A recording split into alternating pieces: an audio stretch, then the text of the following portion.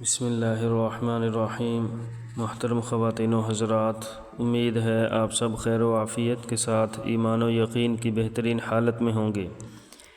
آج ہم اللہ تبارک و تعالیٰ کے فضل و کرم سے زیارت قبور کے بارے میں جانیں گے۔ امام نووی رحمۃ اللہ علیہ نے زیارت قبور کی کئی قسمیں لکھی ہیں۔ نمبر 1، فقط موت اور آخرت کی یاد کے واسطے قبروں کی زیارت کرنا۔ نمبر 2، دعا وغیرہ کے لیے۔ نمبر 3، برکت حاصل کرنے کے لیے یہ نیک اور صالح لوگوں کی قبروں کی زیارت ہے۔ نمبر 4، دوستی اور قرابت کا حق ادا کرنے کے لیے۔ نمبر 5، مہربانی اور انسیت کے لیے۔ بہرحال محترم سامعین، مومنین کی قبروں کی زیارت اور ان کے لیے دعا کرنا مستحب ہے، اور حضور انور صلی اللہ علیہ وسلم کے زمانے سے آج تک تمام امت کا اس پر عمل ہے۔ قبروں کو روندتے ہوئے قبرستان میں چلنا مکروہ ہے، اس لیے احتیاط سے چلے۔ زیارت قبور سے دل نرم ہوتا ہے، موت یاد آتی ہے، دنیا کو فانی جانتا ہے، مردوں کے لیے دعا اور استغفار کیا جاتا ہے، اور بھی بہت سے فائدے ہیں۔ ہر ہفتے میں ایک دن زیارت قبور کرنا مستحب ہے، اور مستحب یہ ہے کہ وہ دن جمعے یا ہفتے یا پیر یا جمعرات کا ہو۔ سب سے افضل دن جمعے کا اور وقت صبح کا ہے۔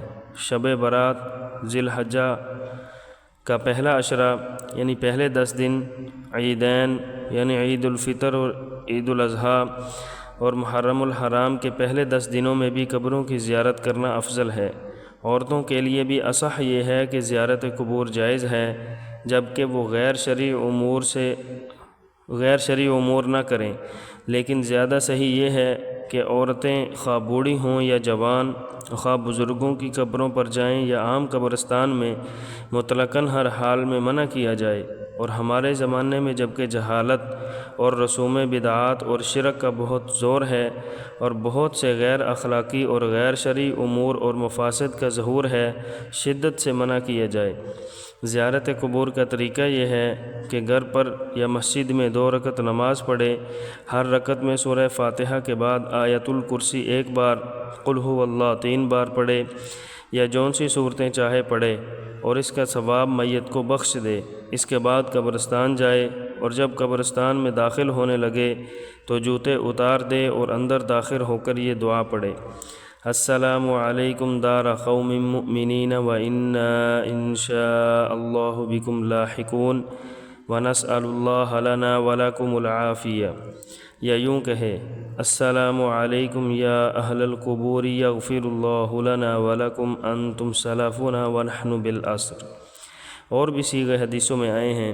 پھر جب کسی خاص قبر پر جائے تو پائنتی کی طرف سے جا کر میت کے منہ کے سامنے کھڑا ہو، اس طرح کہ اس کی پیٹھ قبلے کی طرف اور منہ میت کی طرف ہو۔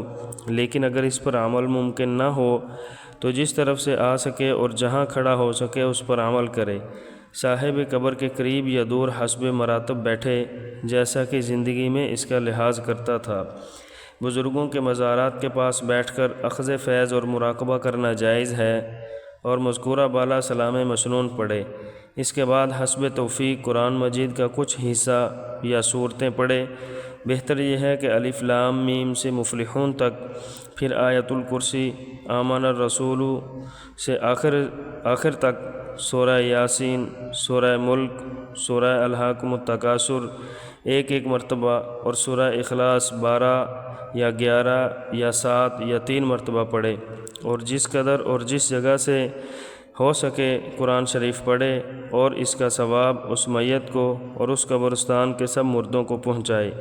احناف کے نزدیک میت کو نفلی عبادت، خواہ بدنی ہو یا مالی یا دونوں طرح کی ہو، یعنی نماز، روزہ، زکوٰۃ، حج اور ہر نیک عمل کا ثواب پہنچتا ہے۔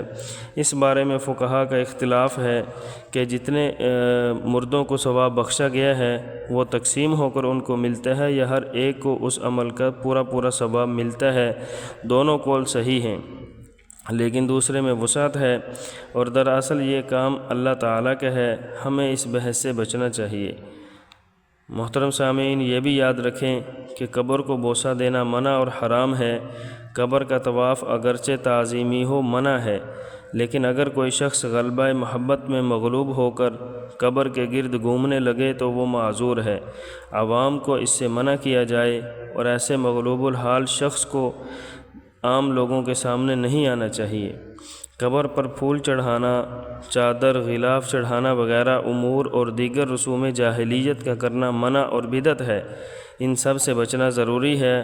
خوشبو کی نیت سے پھول ڈالنا مکروہ نہیں ہے، جبکہ کسی رسم رواج اور عقیدے کی خرابی کی وجہ سے نہ ہو، لیکن آج کل اس سے بھی پرہیز ضروری ہے۔ زیارت قبور کے لیے سفر کر کے جانا مختلف فی ہے۔ بعض کے نزدیک اولیاء اللہ کے مزارات کی زیارت کے لیے سفر کرنا جائز بلکہ مندوب ہے، البتہ غیر شرعی عرسوں وغیرہ میں جانا منع ہے۔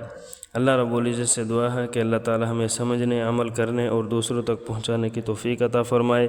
اللہ تعالی ہم سب کا حامی و ناصر ہو۔ لا الہ الا اللہ، لا الہ الا اللہ، محمد الرسول اللہ۔